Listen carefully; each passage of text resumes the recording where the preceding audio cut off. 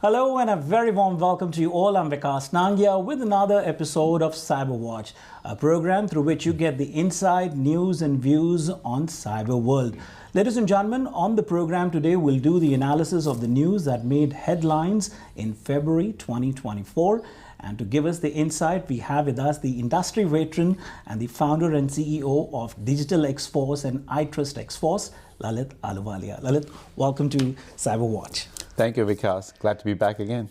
It is a pleasure to have you back on the program, and I must give you the feedback that people are much appreciating all the case studies that you share with them, the information, the knowledge that you're imparting them, and which is fantastic, and especially the month after month that we are doing the news analysis, that's where they connect the most. So it's binding all the generations 8 through 80. So I just wanted to share that feedback with you. I'm glad that we are able to make little impact in small ways. And yes, you know, the fact is that these news are actually from various walks of life, and that's why people connect with them the most. Sure. Let's get started with the news analysis. The first news that made the buzz is generative artificial intelligence financial scammers are getting very good at duping work email. A sharp rise in scams propelled by generative AI, such as ChatGPT and FraudGPT, is posing a formidable challenge to companies globally. With over 25% of companies now banning generative AI, criminals are exploiting these advanced models to craft convincing deepfakes, phishing emails, and targeted spear phishing attacks. Let's maybe simplify a little bit for the audience, right? Because this might seem still way too technical. For the people in the audience, chahe aap chaho, nahi chaho, you are already a consumer of AI. Okay? When you do a Google search or you write a Google email, you see how like sentences get completed? That's a form of AI. It's already learning, deep learning. Okay, aapka sentence kya hoga? So it's completing that. Imagine now in the today's age, a lot of those things are really getting, like the Photoshops. I already saw like another example of the AI being in use where like you can actually upload 5 or 6 photos and they will give you hundreds of headshots of you. Sure. What is like really happening? What's happening behind the scene, AI is pulling all the permutation combinations which was done in a human-centric format and being like applied automatically. Now, those are the good uses which we apply on a day-to-day basis. Imagine, which we talked about in one of the earlier episodes, cybercrime is $1 trillion business. There's no bigger business right now in the market than the cybercrime. Right. That's where like the bad actors are using the same tool, AI, for their benefit. This particular scenario is where, how do I really lure people into giving away their information or lure into doing something that can benefit me? Right. So using the tools like ChatGPT, everyone is, I know, using not Google search but ChatGPT to complete and like build upon things. I'm pretty sure घर पे मतलब बच्चों पे मतलब essays, college के essays या school के मतलब articles, they're writing all that. Yes. The same thing is what the scammers are doing to write the emails that look very genuine. Oh, Vikas sent this email to me, let me reply. Or he's asking for this information, let me do this. Right. There are multiple tools and multiple ways now they're getting done, and just having a little context means information about the user behavior, it can become even more harmful when like you put things in the context. Right. What people have to do is now become extra vigilant and also like make sure that you're only accessing trusted channels.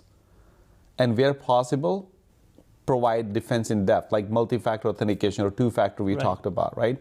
Is going to be very critical. It's not optional anymore. No matter what service you use, especially the ones that have sensitive data or financial or other things, make sure you have those layers being put in place. Yeah. For the viewers to understand at a very, very basic level, what's the difference between generative AI and just AI when people talk in general? I think so for, again, simplification purposes, Gen AI or AI is pretty much artificial intelligence is the core, at the heart of everything. Right. It's just like internet versus web browsing. What's the difference? Like you need internet for any web browsing. Right. AI methods or mechanisms are needed for anything. generative AI is something that really generates or builds the content, like using the power of the same tool, method, AI, but it generates more meaningful content by pulling other data points. It's trained. So that's why GPT, generative pre-trained databases, right? It's trained in some form, or it really pulls the data elements together to really generate more meaningful, or the kind of outcome you're looking for. That's really the main difference when you're looking at generative. Now, I can generate photo, I can generate music albums, I can generate articles, I can generate, but it needs to have those contextual things. That's what the Gen AI is. But underlying is using what? AI. Got it, got it. All right, in another news, deepfake attacks utilizing face swap technology witnessed a staggering 704% surge in 2023, as revealed by identity verification company iProv. The proliferation of free and easily accessible face swap tools, virtual cameras, and mobile emulators has empowered threat actors to create highly convincing deepfakes, posing a substantial risk to remote identity verification systems. How many people have watched those Mission Impossible movies, or Everybody has seen it. Right? Everybody has seen it. So I'm pretty sure you can all correlate when you're trying to get into secure facilities. Right. You put those masks. Right. Because Mission Impossible was the first one I really saw, wearing a mask and pretend or impose to be somebody else. Correct. And then they remove the mask and I'm back into the real action. That was movie. This is real. So what's going on is the same deepfakes and stuff, which is many videos are rolling around. Oh, look, I am like the Tom Cruise now, the videos, when they're not even Tom Cruise, but the deepfakes is making you imitate, and you cannot even see a difference in that. Now, where it really is going to be even more harmful is that we rely on face IDs and this form of authentications to get into certain areas, like your bank locking accounts, or even there was a system we built for one of the state governments where if I'm on the traffic light or certain things, they can look at my facial and recognize, map it to my driver's ID, and driver ID will be validated, and I'm done. I don't have to touchless form. Imagine I'm now putting this deepfake of someone trying to get in a secure facility or where they have access to. Right. That's where this is going to pause. So this is not going to stop, because the number of pictures, Vikas, I can imitate you because the number of pictures of Vikas, he's a popular, celebrity. I can put have that and then put those pictures together and get your pictures and convert into video form or deepfake. Right. It's very easy given all the tools. Correct. Question now is where I can use, where it matters, where I can hurt Vikas, or I can use Vikas's access to get into. It really goes back again. If you're relying on that one factor, then you probably will be compromised very easily. Right. But let's say you build 2 or 3 factors. It's not just about that. I also need to provide this or do this, and other layers I built. Then you can really have more defense in depth and more security. Lalit, I must tell that viewers have already shown a lot of curiosity to have an episode on deepfakes. Prominent people basically, have been the victim of it, be it the celebrities in Hollywood or Bollywood, even politicians, entrepreneurs. So I guess it's time that we discuss on deepfakes as well as the opportunity arises. Did you see that real Trump? Yes. Yes. So people cheer, again, what we're talking about is not just theory or stuff. Those the accounts, somebody can pretend, I am the person X, right? Right. And then somebody saying, no, I am the real person, right? Right. This is the same thing here. How do I really now dissect from the deepfake? Oh, this is not Vikas, this is me. Correct. How are you going to segregate that? Correct. It's tough. Actually, some people might use that to advantage. This was not me, even though they were there. That could be my deepfake. Understand what the laws and regulations will have to deal with. Right. How do you really know this is the person who actually did not do it? The other way around. Maybe you use that method saying somebody did my deepfake and pretended I was there when you actually were there. Right. So it goes both ways. It goes both ways. Yes, you're right. Viewers, we're going to take a quick short break over here. On the other side of the break, we'll continue with our news analysis edition. Stay tuned and keep watching CyberWatch.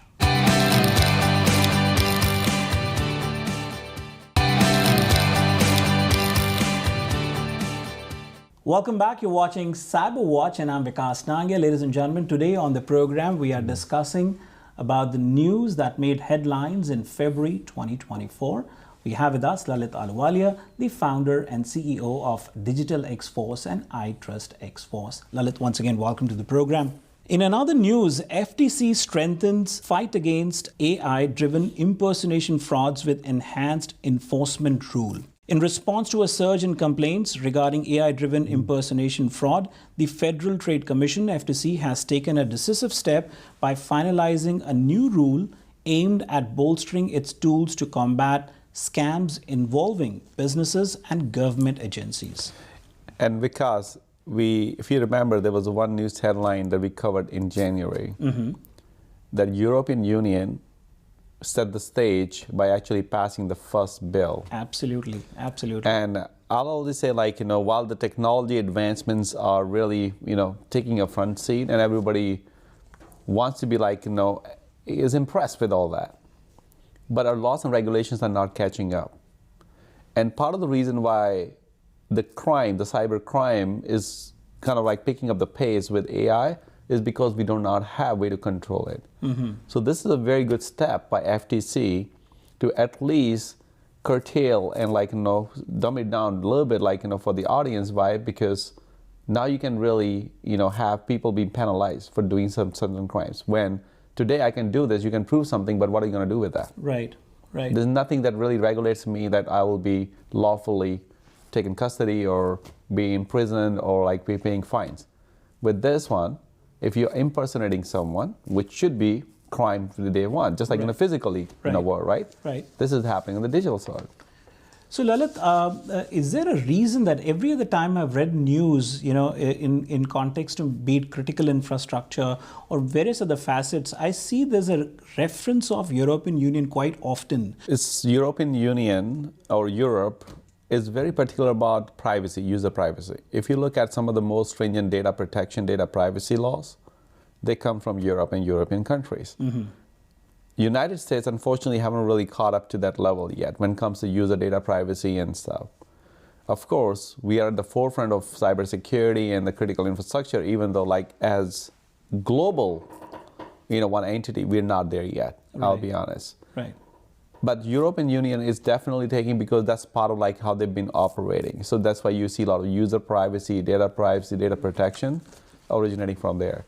Nevertheless, because going back to what we're really talking about, the new age digital reforms, it's important that our leadership, the political leadership or the government leadership, is high note for them to actually now hire very professional and competent people on the board whose job is to really think along those lines.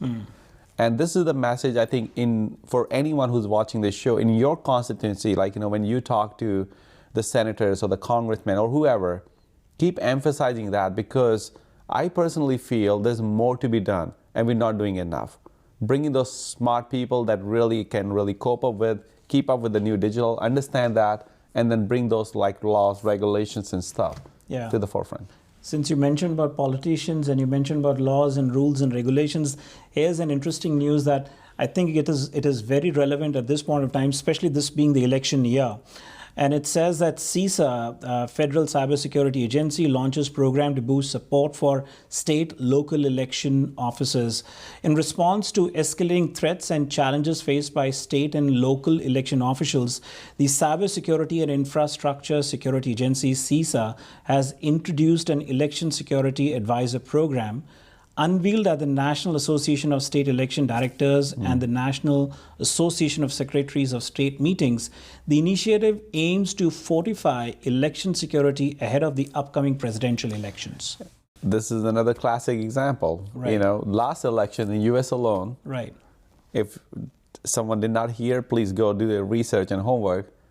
There were so many claims that election was rigged or was not fair. Right.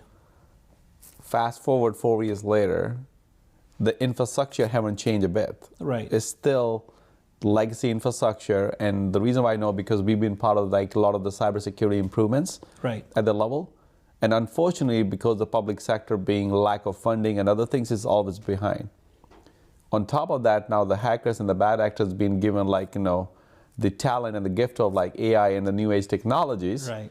Imagine now where the parity is, nowhere near. And then what are the biggest risks we talked about AI when we had those episodes? It's about the misinformation. We talk about deep fakes. Right. What if tomorrow I said with the AI I can have a message on any of the popular like Facebooks and like Twitters and all of them showcasing credibility or non-credibility of a candidate. And in election systems, what is more powerful? Right. It's about the influence, what the messages is coming. People vote based on what they really hear. This is gonna, if you do not have the proper guards, the misinformation can lead to election results in very different ways. That's one area. The other one is what if my election system infrastructure itself, because the poor methods and technology has been applied, is subject to compromise altogether, where you might be voting for X, but it's getting recorded for Y. There's a lot of instances, and hence why CISA, which has been in charge of the infrastructure security, right, they're currently taking this improvement areas, but I will still say they will need more cooperation, the federal and the state ecosystem. Yeah, you can tell me I'll do what I need to do. Mm-hmm. And vice versa. Those kind of things really apply. They can only suggest, they really can enforce, probably not. Right. Right. Who can get it enforced? Again, the citizens who really care about the results. Right. I think it has to have a great camaraderie between the government and the public sector over here. That's where, if everything is in sync, that's when we can make it as a win-win. Otherwise, it's going to be very, very challenging in present day and age. Moving on to another interesting news now. This one comes right after a few weeks. If you remember, the General Motors Cruise was in news. And here, this one is from Waymo recalls 444 self-driving vehicles over software error. So Alphabet's autonomous vehicle unit, Waymo, has initiated a recall of 444 self-driving cars following 2 minor collisions in Arizona. If you are the big proponent of self-driving cars, which I know at some day this will become reality in our life, sooner or later it's going to come. Yeah. Make sure you understand, we had this one episode talking about digital trust. Yes. Not cybersecurity, digital trust. Digital trust, correct. Make sure that is a big factor in your buying decision of a car. Mm-hmm. What's the digital trust score? And digital trust now is how secure this car is, how the security is being happening real time and on a continuous basis. Of course, this is about the safety and the other areas because the technology is still evolving. Right. But the day when this car comes, in the cybersecurity world, we always talk about, it's not a question of if, it's a question of when this is going to happen. Would I put my life on stake for that one incident because I don't want to be a victim of that? Right. And I will be more cautious about really the security and the digital trust component of a self-driving car while the other functions come in if I really truly want to take the benefit. Right. Because it is going to be digitally driven. It is going to really require all the interfaces that you can think of. While I want to definitely take benefit of that, right, it's important to also understand the downside or some of the disadvantages, which could be very, very critical. Viewers, we're going to take another short break over here and we'll continue with our news analysis edition. Stay tuned and keep watching CyberWatch.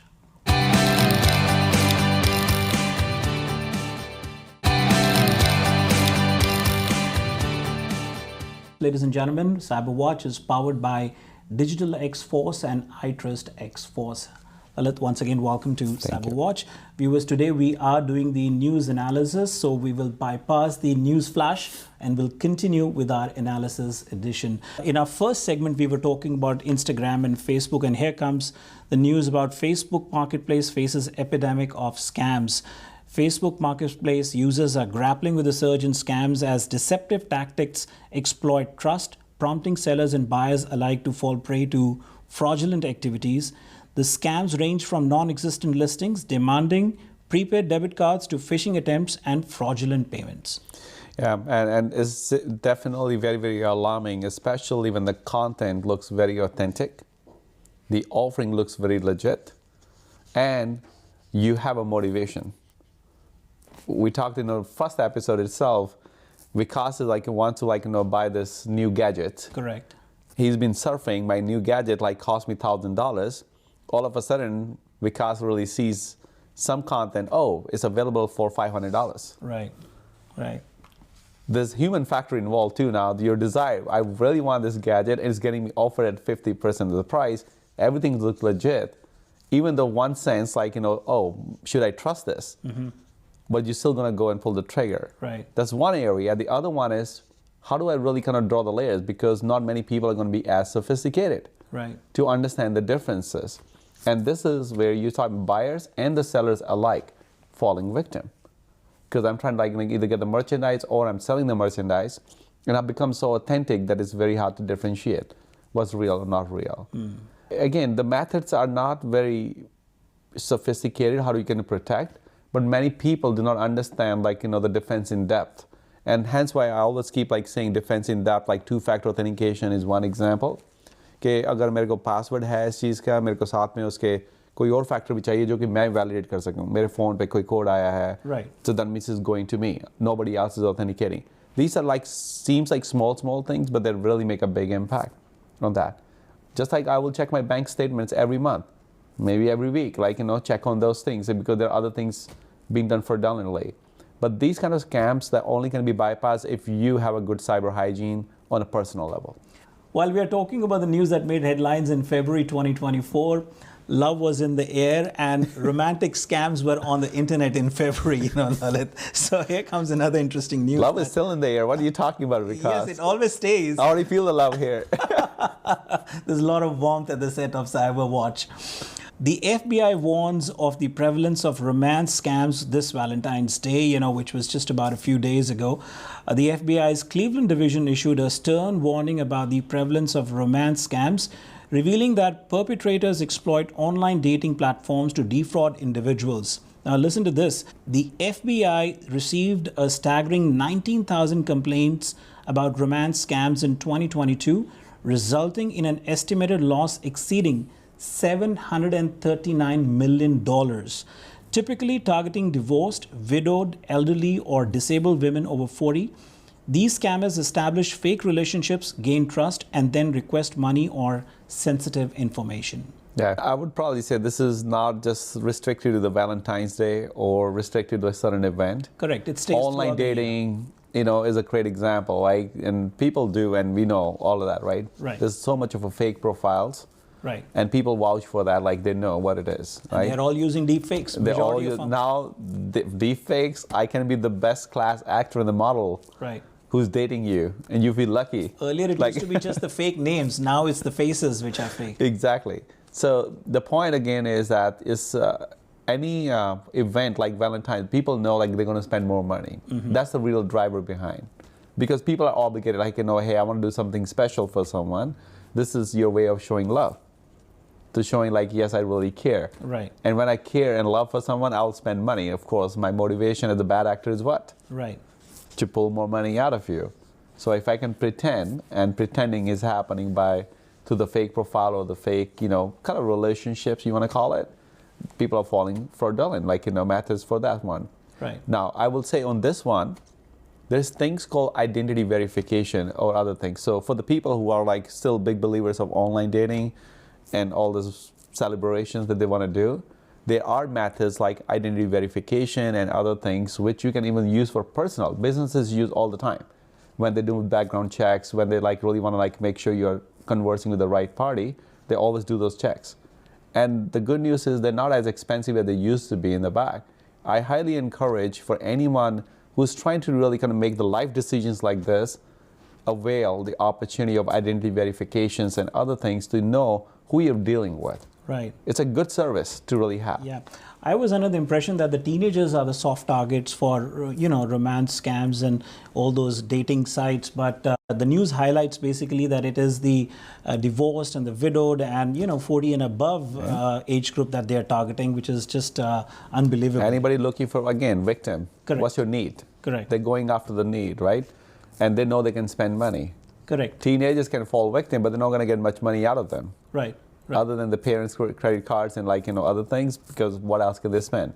Right. So the target audience, and this is like really because I want everyone to understand, any good businessman knows what my target buyer segment is.